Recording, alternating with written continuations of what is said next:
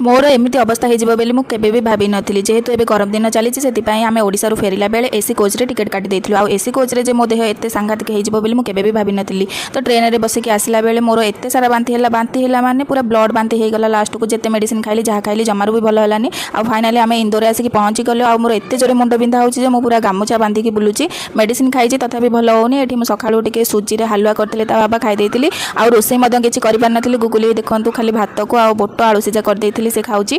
आउ तापर एठी गुगुली बाबा ता पई दीटा गोलाप फुलर क्लिप किनिक आनी देइतिले। सेति पई से एठी कहिला मामा मु टिके लगेइछ मोर टिके फोटो उठा किंतु मो एक्चुअली से पोज दउतला फोटो उठेबा पई किंतु मु तार वीडियो करूथिली। किंतु आज गुगुली जेहेतु खाइनी मो मनटा मते दुख थिला कारण मो मुंड सकासु मो रोसे ही करि पाइलेनी। मो देह एते खराब हो जाई जे मुंड एते जोरे बिंधुची मु जमा रोसे ही करि पारिलिनी।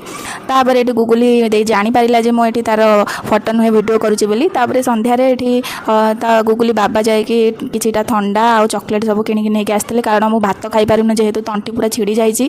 तो एठी मो भात जमारू खाइ पारने। आ एठी गुगुली सोइछि संध्या टाइम टा। तो गुगुली एठी सोइतिला एबे उठुछि आ उठिक चॉकलेट टिके खाउछि। आ तापर जेहेतु गाँरु आमे आसीछु किछि कंचा आंब आनिथिली किंतु जेहेतु देह भल नथिला ताको काटी नथिली बोली का से पूरा केमति नरम गलानी। सेति पई मु ताको धोइकी आनिली हेरी। आ एठी काटिकी डब्बा रे मध्ये रखुछि टिके लूण पकेकी थोइ देबी। तो एठी सब काटी देइछि किंतु एठी लूण पकेकी ताको मु थोइ देबी।